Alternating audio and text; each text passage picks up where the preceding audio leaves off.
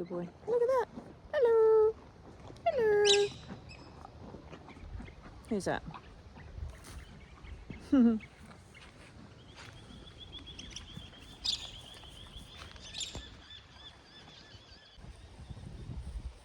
you doing, Amy? Evening, everyone. As you can see, the sun is starting to go down here on a Sunday evening in South Australia, and I'm Sam from Taylor Horse and Country. Thank you for coming and watching our video, and yeah, I guess this will just be a short video, but just wanted to give you a bit of an update on our horsey family, both here and over at my mum and stepdad's.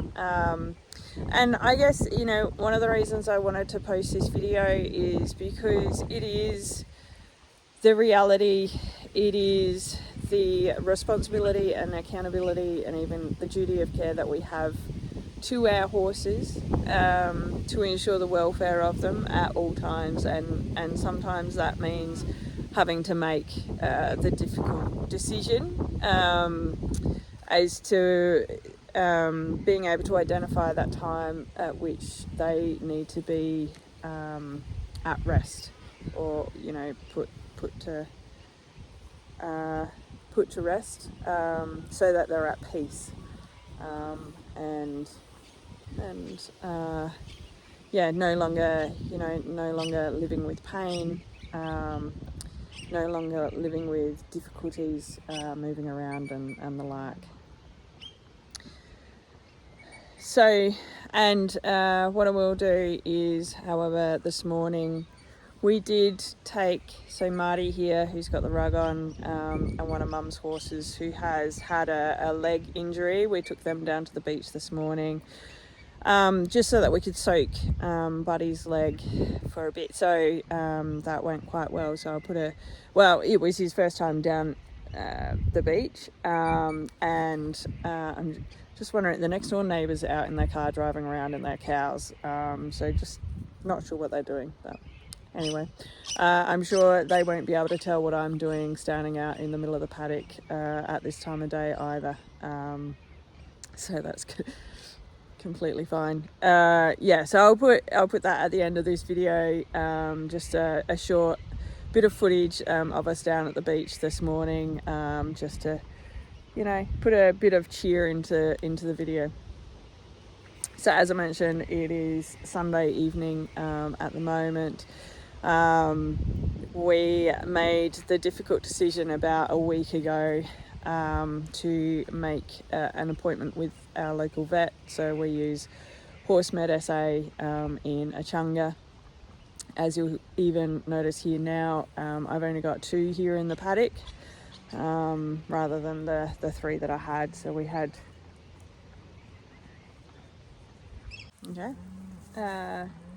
slightly odd. They just, as I was filming, jumped out and grabbed one of the calves. So not exactly what they're doing out there, but I'm sure they know what they're doing. Anyway, so yeah, we made the difficult decision about a week ago to make a vet appointment on Friday. We had 3 older horses that were really starting to struggle, and so they are now at peace, and now at rest. Just thought I would kind of come on and talk a little bit about that, who they were, a bit of why we made the decision, and it's a bit like having any animal or pet. We take on that duty of care and that responsibility. We know that our animals do not live as long as we do, and so we need to have the courage to make that decision at the right time. And, you know, even talking to the vet, they're like, this is the best way to be able to do it. Hey, Lynn. And best time to be able to do it as well, rather than when they get to the point where, they're down on the ground and they can't get back up, or something like that, or they have a traumatic event in which the decision needs to be made at a critical time. You know, we've had time to prepare for it, and it means that they get to go with dignity as well. So Chase was the eldest of the three. He was 33 years old. I can't remember exactly how long, I think. So he was Mum's. Mum owned him, had him for about 25 years or so. No, that's not right. About 21 years. Because they got him when he was about 12. And yeah, he was 33. He had primarily been my sister's riding horse. And they did a lot together. So he was trained to medium dressage level. And they did a huge amount of side saddle together as well. So they did a number of, they went to the Adelaide Royal Show. So I think twice he went to the Adelaide Royal Show. They did quite a bit of showing together. And, you know, he really was one of the horses that set the foundation of my sister's show riding, and even a bit of dressage as well. Even for myself, so I spent some time riding him at one point. I had a riding pony, Galloway, and he had gotten me off, and he'd gotten me off at a show on the Bitchman Road, and so I had lost a lot of confidence and nerve, so I didn't actually ride again for 6 months, and then Chase was the one that I got back on.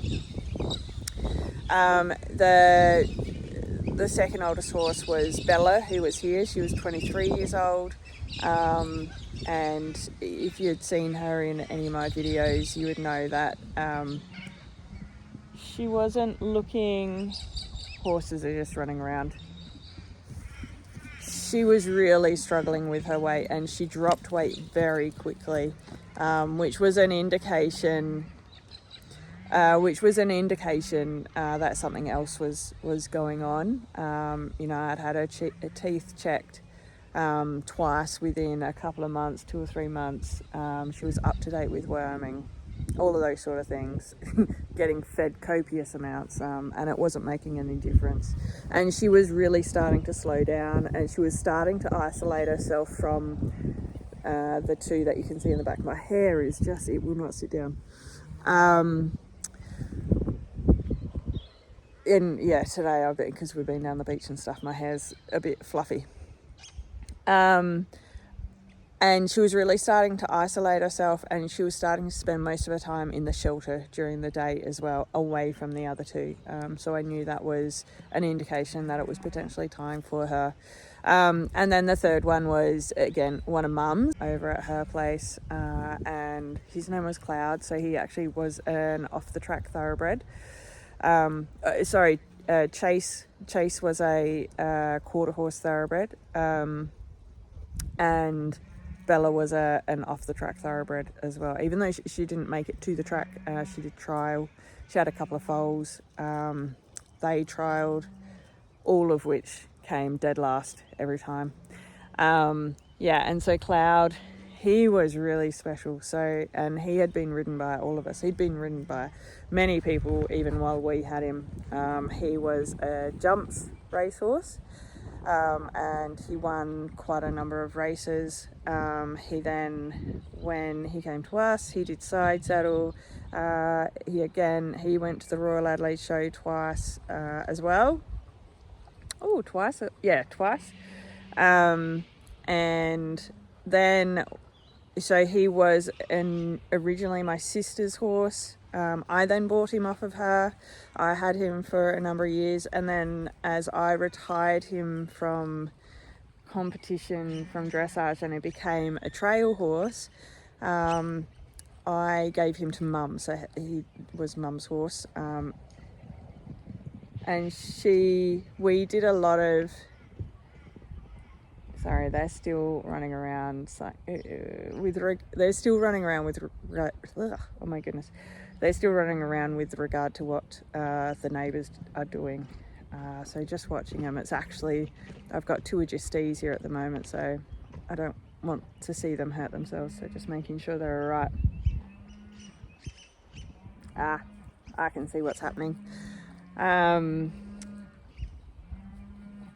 won't show you because they're the neighbours and I don't know them, but it looks like one of the calves, it's a new calf, and the mother is obviously not feeding it, so I can see they're down there feeding it, that's good. It's good that they saw it. Anyway, yeah, so Mum did a lot of riding with him as he started to retire as well. And so it was a really tough day. It was a really tough day on Friday. Mum does not cope at all with loss like that, and so she basically had to be away from the house and the property for us to be able to do it. So I took a day off of work, and my stepdad took a day off of work as well. And so I organised the vet and all of that stuff, and my stepdad organised the burial stuff, the burial side of things. And then once the vet had been, I gave him a hand to get it done, and to make sure they were comfortable, like I said, at peace. It really is a tough decision, but it is a necessary one, taking their welfare into account. But also, I guess, just recognising that everyone deals with loss differently too. And so as much as I thought I was fine, and I was completely fine until the vet arrived and we started talking about what our plan was, and then I suddenly broke down in front of the vet, so that was slightly embarrassing. And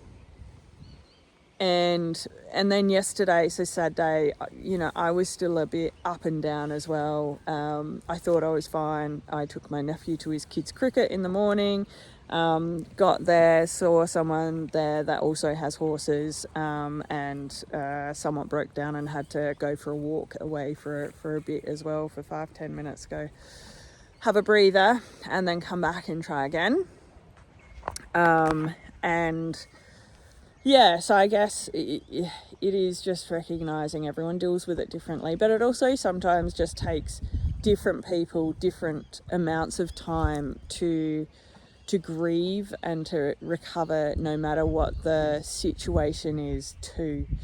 And so I think for us is not just recognising the tactical part that we actually need to do, so the actual booking the vet appointment and stuff, but just recognising, allowing people the space, but checking in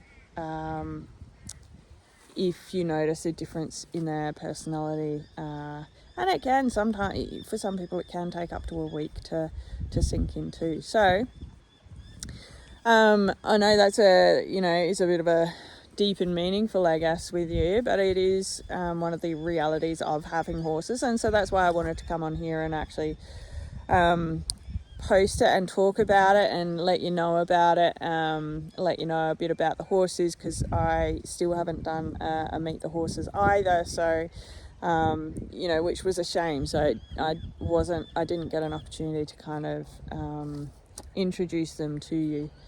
However, I hope, and I hope even from some of the simple words that I've said in there that you can take something away from it. And even if you're kind of on here watching, doing research on whether you want to get a horse, whether you want to get any pet, is bearing that in mind, is that there is a point at which you will likely have to make a decision, so you need to be prepared for that. And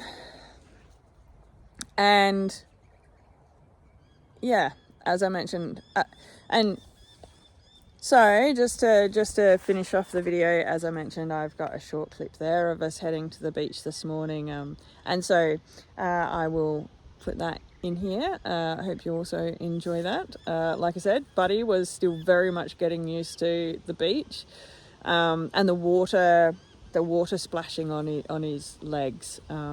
It took him a little bit to dip his toes in. Got there eventually. Marty, I do enjoy taking him down as much as I can, so he is much more used to it now. And he was actually, I wasn't able to get a video of it because we ended up soaked up to our chest. So my sister was leading my mum's horse. We were standing there talking, and we didn't actually see a couple of big waves come, so we got a bit wet. And yeah, and we got a bit wet. So I wasn't able to get any more footage because I had to run out and give my car keys and my phone to my mum, so that they didn't get soaked and destroyed. However, yeah, Marty did really well, and it was the first time that he actually started playing in the water. So as the waves were going out, you know, he'd start getting his front leg and splashing the water around and the like. So, oh, how cute is that? The car, they're driving off and the calf is following them. Anyway, like I said, I hope you've been able to take something from this. I hope the little clip that I'll put in here gives you a little bit of cheer, and makes your day. And we will see you again soon. Thank you for watching. As I always say, please like and subscribe. Please do leave a comment as well. Any feedback is valuable, and I will take that on board as well. So yeah, enjoy the rest of your morning, day, evening, night, whatever it is, wherever you are. And we will see you soon. Good boy, buddy. That's him. Doing amazing.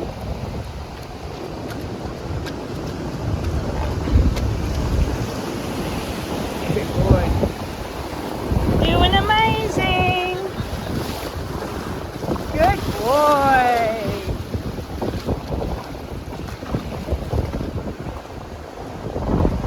Good boy.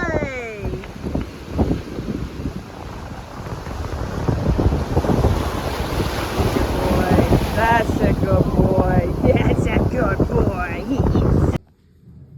This cat is such a weirdo. You should have seen him a moment ago. He's playing with the bugs.